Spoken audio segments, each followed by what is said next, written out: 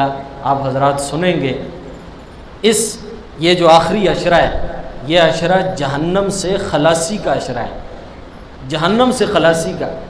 اور میں ایک جگہ پڑھ رہا تھا کہ روزانہ اللہ تبارک و تعالی 10 لاکھ لوگوں کو جہنم سے نکال کے جنت میں ڈالتے ہیں، 10 لاکھ لوگوں کو اس مہینے کی ہر رات میں اللہ تعالیٰ خصوصی کرم فرماتے ہیں۔ اور اس طرح لیکن اس میں بھی کچھ لوگ ایسے ہیں کہ جن کو اللہ تعالیٰ جہنم سے نہیں نکالتے۔ سب سے پہلا کون ہے؟ مشرک۔ کون ہے؟ مشرک۔ سب سے پہلا مشرک ہے جس کے اوپر اللہ تعالیٰ رحمت کی نگاہ نہیں کرتے۔ اصل میں مشرک کیا ہے؟ اس کو اس طرح سمجھیں گے تو آپ کو سمجھ آئے گی۔ دیکھیں، ایک سلیم الطبع، ایک شریف النفس انسان ہے نا، بہت شریف انسان ہے، تو وہ شادی کرتا ہے، نئی نئی دلہن اس کی آتی ہے، اب وہ اپنی بیگم سے الفت اور محبت کے اعتبار سے چھوٹی چھوٹی لغزشیں معاف کرتا ہے۔ اس طرح دیکھیں، آج خاوند چلا گیا ڈیوٹی پر، واپس آیا، بیوی نے کہا کہ سرتاج غلطی ہو گئی۔ کیا ہوا؟ کھانے میں نمک زیادہ ہو گیا، کھانے میں نمک زیادہ ہو گیا۔ اگر یہ انسان کا بچہ ہے تو کہے گا کوئی بات نہیں، عورت ذات ہے، نمک زیادہ ہو گیا، کبھی زیادہ ہو جائے گا کبھی کم ہو جائے گا، یہ تو زندگی ہے، چلے گا۔ اگر یہ انسان ہے تو یہ یوں کہے گا۔ اگلے دن سرتاج آج پھر غلطی ہو گئی۔ کیا ہوا؟ آپ نے ڈیوٹی پہ جانا تھا، بوٹ پالش نہیں کیے میں نے۔ کوئی بات نہیں، اللہ خیر کرے گا، آج بغیر پالش کے چلے جائیں گے۔ 100 کام ہے، اگر بوٹ پالش نہیں تو خیر ہے۔ تیسرے دفعہ کہے سرتاج ایک اور غلطی ہو گئی۔ اجی اب کیا غلطی ہوئی؟ اب وہ کہے گے ایک تو تمہارے ساتھ نظر لگی ہے، ایک اور یار بھی میں نے بنایا ہے، تمہارے علاوہ ایک اور بندے سے بھی نظر میں نے لڑا لی ہے۔ اب اس کی غیرت کا تقاضا یہ ہے کہ اب یہ برداشت نہیں کرے گا۔ اب یہ برداشت ہے، زور سے بولو، برداشت نہیں کرے گا۔ کوئی بھی غیرت مند انسان اپنی بیوی کے ساتھ شریک برداشت ہے، انسان برداشت نہیں کرتا، اور اللہ کا شریک جب بناتے ہو اللہ کیسے برداشت کرے گا؟ تو انسان ہو کر برداشت نہیں کرتا اپنا شریک، اپنی بیوی کا شریک تو انسان ہو کر برداشت نہیں کرتا ہے، وہ خالق ہے، اس نے پیدا کیا، وہ اپنا شریک کیسے برداشت کرے گا؟ اس کو یوں سمجھو، اس کو یوں سوچو، وہ رب ہے، اس نے تمہیں پیدا کیا۔ رسول اللہ صلی اللہ علیہ وسلم فرمانے لگے، آپ نے ایک مرتبہ ایک مسئلہ بیان کیا، ایک صحابی نے کہا یا رسول اللہ میری غیرت تو یہ گوارہ نہیں کرے گی، تو آپ علیہ السلام اس صحابی پر غصے ہوئے اور آپ نے فرمایا مجھے غیرت نہ سمجھاؤ، مجھے غیرت نہ سکھاؤ، انا اغیر منک، میں تم سے زیادہ غیرت مند ہوں، میں تم سے زیادہ غیرت مند ہوں، اور جس رب کا میں رسول ہوں وہ رب تو غیرتوں کو تقسیم کرنے والا ہے۔ آپ کو اللہ نے غیرت دی ہے، تقسیم ہو کر آپ کے پاس آئی ہے، آپ برداشت نہیں کرتے، اور جو غیرت کا مالک ہے وہ کیسے برداشت کرے گا؟ وہ کیسے برداشت کرے گا؟ تو اس لیے ان راتوں کے اندر اللہ رب العزت ہر چھوٹے موٹے گناہ والوں کو معاف کر کے جہنم سے نکال کے جنت میں داخل کرتے ہیں، لیکن مشرک پھر بھی داخل ہے۔ بولو مشرک، مشرک جو ہے اس کے اوپر اللہ کی رحمت کی نظر نہیں ہوتی۔ دوسرا شرابی، دوسرا کون ہے؟ شرابی۔ شرابی کے اوپر اللہ تعالیٰ رحمت کی نگاہ نہیں کرتے۔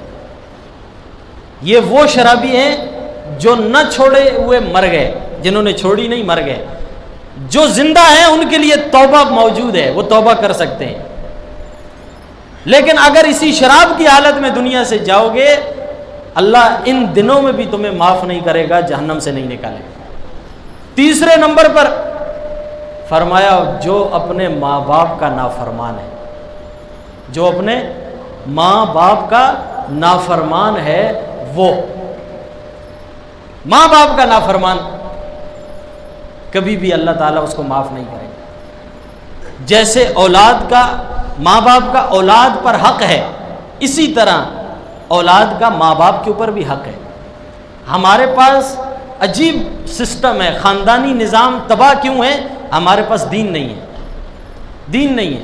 ہر آدمی چاہے وہ بیٹے کا والد ہے یا بیٹی کا والد ہے، اس کی سوچ صرف اتنی ہے کہ وہ اپنے آپ کو اوپر رکھتا ہے، دوسرے کسی کو نہیں دیکھتا ہے، اپنے آپ کو اوپر رکھتا ہے۔ وہ ایک عورت کی مثال دی نا کسی نے، کہ ایک عورت نے کہا کہ میرا جو بیٹا ہے نا وہ بہت بے غیرت ہے، میرا بیٹا بہت بے غیرت ہے، جو بھی کماتا ہے اپنی بیوی کو دیتا ہے میرا بیٹا بہت بے غیرت ہے، جو بھی کماتا ہے اپنی بیوی کے ہاتھ میں رکھتا ہے، اور میرا داماد بہت اچھا ہے، جو بھی کماتا ہے میری بیٹی کو دیتا ہے بات سمجھے؟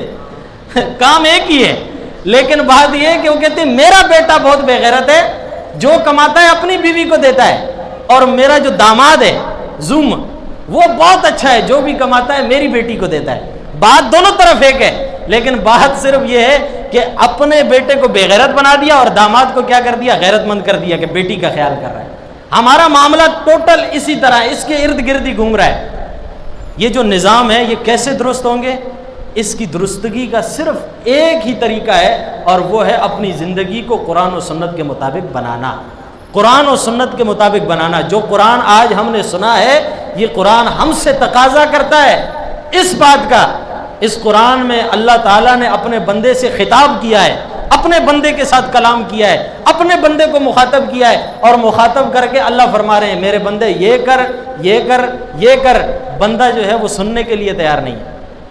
تو زندگی صرف بیانات پر، صرف واعظ و نصیحت کے اوپر اور اس کو سن لینا، اس کے اوپر اکتفا نہ کرو، بلکہ زندگی اس بات کا نام ہے کہ آپ نے جو سنا ہے اس کو اپنے عمل کے اندر لے کر آؤ۔ اللہ رب العزت میرا آپ کا حامی و ناصر ہو۔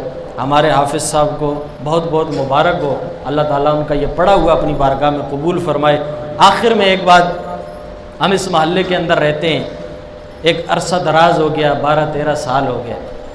مسلمان کا مسلمان پر ایک حق ہے، جب وہ دنیا سے چلا جائے تو ہم ان کو اپنی دعاؤں میں یاد رکھیں۔ بہت سے لوگ اس محلے میں ایک وقت تھا ہمارے ساتھ تھے، ہمارے ساتھ کھڑے ہو کر نماز پڑھتے تھے۔ یہ نظر چاچا تھا ہمارے ساتھ، عثمان بھائی کا والد، یہ تحسین بھائی کا ابو تھا، یہاں ہمارے ساتھ نماز پڑھتے تھے۔ سعود بھائی ابھی دو دن پہلے جو ہے فوت ہو گئے۔ یہ جتنے بھی اس دنیا سے گئے ہیں یہ ہمارے نمازی بھائی تھے، ہمارے مسلمان بھائی تھے۔ ان کا ہمارے اوپر یہ حق ہے کہ ہم اپنی دعاؤں کے اندر ان کے لیے اللہ تعالیٰ سے مغفرت طلب کریں، ان کے لیے اللہ سے بخشش طلب کریں۔ اللہ تعالیٰ ان سب کو جنت الفردوس میں اعلیٰ مقام نصیب عطا فرمائے، اور اس بابرکت مہینے کی اس بابرکت راتوں میں اللہ تعالیٰ ان پر خصوصی کرم فرمائے، ان کے پسماندگان کو اللہ تعالیٰ صبر جمیل عطا فرمائے۔ حاضرین مجلس میں جو بھی لوگ بیٹھے ہیں، جن کے جو عزیز رشتہ دار، بھائی بہن، ماں باپ، دادا دادی، نانا نانی دنیا سے گئے، اللہ رب العزت سب کی مغفرت فرمائے، اللہ تعالیٰ ان سب کے درجات کو بلند فرمائے۔ اب میں بلا کسی تاخیر کے مفتی صاحب کی خدمت میں ملتمس ہوں کہ وہ آئیں اور آپ حضرات کے سامنے مفصل بیان فرمائیں۔ مفتی سجاد احمد صاحب۔